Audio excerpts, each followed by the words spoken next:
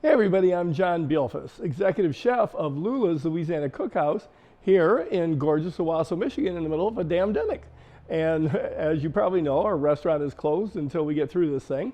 Once we do, we'll be back open. In the meantime, I'm having a ball showing you some of my recipes. And today I've got one you've been asking for. Our restaurant's Etouffee. Yes, I'm gonna do it. Lula's Louisiana Cookhouse, Etouffee. Started with a recipe that I first made for my daughter's baptism 24 years ago or something like that.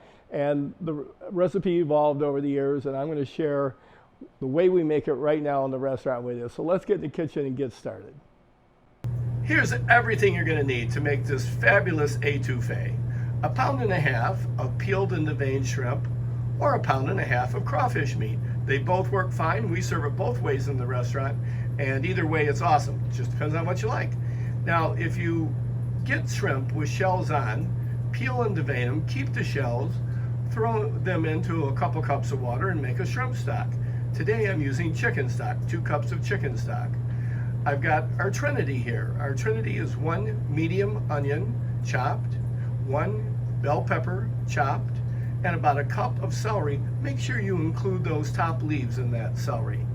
I've got a 14.5-ounce can of diced tomatoes. I've got our Creole seasoning. Now this is our BW Creole seasoning, my blend, and it's what makes our etouffee awesome. If you use another Creole seasoning, well, shame on you. But anyways, 2 tablespoons of garlic, 6 tablespoons of all-purpose flour, a couple very thinly sliced green onions, and a tablespoon of Worcestershire sauce. So if you're not from the area, if you don't know us, Owasso, Michigan is about a half hour north of Lansing, Michigan. And Lansing, we were kind of famous this week. It was kind of cool. We had a lot of stuff happen. Rudy Tudiani was in town. And first thing we're going to do here is melt 6 tablespoons of our 8 tablespoons of butter. And once that's melted, we're going to add our 6 tablespoons of flour, whisk that in.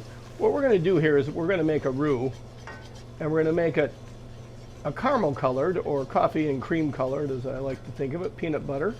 You pick which one you like the sound of, but they're all that medium brown, and I'll show you right here how far we take this.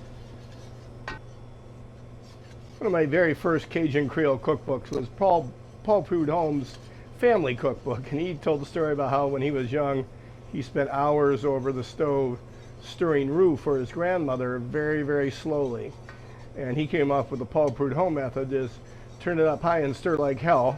And that's the way I have done it since I started Cajun cooking. You do have to be careful to keep stirring this. If it gets burnt on the bottom at all, it will be bitter, and you don't want that to happen. And this should take about 8 minutes, I'm going to guess. As you see, this is starting to take on some color. It's not quite where I want it to be yet. For this, we want to like I said, we want a medium colored roux, not dark like a gumbo, but just a little bit peanut butter. That's the best way I can describe it. We're almost there. And that's about right there. So I'm going to go ahead and add our trinity. Stir that around real good. And that roux is going to continue to take some color on after we've added our vegetables here.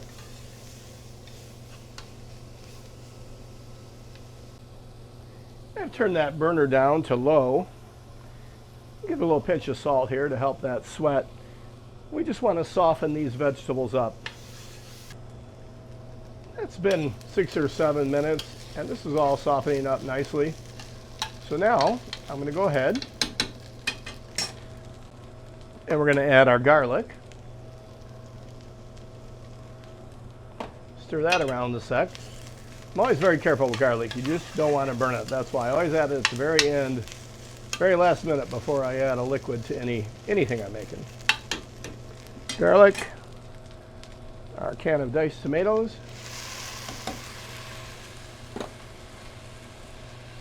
our 2 cups of stock. We'll stir that all around. Go ahead. I'm going to add our roux. And about 1.5 tablespoons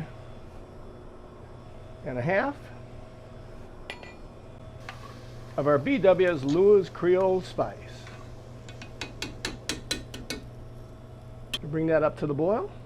And once that comes up to the boil, let me give it just one more stir. Turn it down to medium-low and let it simmer for 15 minutes. So this has been 15 minutes simmering, and it looks just right. It looks the right viscosity. If it was a little thick, add a little stock. But this looks perfect. So at that point, I'm going to go ahead and add our shrimp. Be the same thing if you were making crawfish. Because the crawfish are already cooked, so you're really just reheating them through. The shrimp here, we're going to cook, and that should take about 5 minutes. It's been about 4 minutes now, and I think those shrimp are about done. I'm going to add the remaining 2 tablespoons of butter. Just swirl that in. Turn off the burner, and we're ready to plate. And to plate, I've just put down some white rice. I'm just going to take a nice ladle of the etouffee, pour it right over the top, fill up the plate. I know, big portions, always do that. Cover it all up. How about another shrimp over here, huh? And then we're going to top the whole thing with some green onion. I'll get a good picture of it for you. And it's dinner time. Hey, thanks again for watching another exciting episode of Scratch Cook with John. I've got a lot more recipes coming for you from all over the world. See you soon.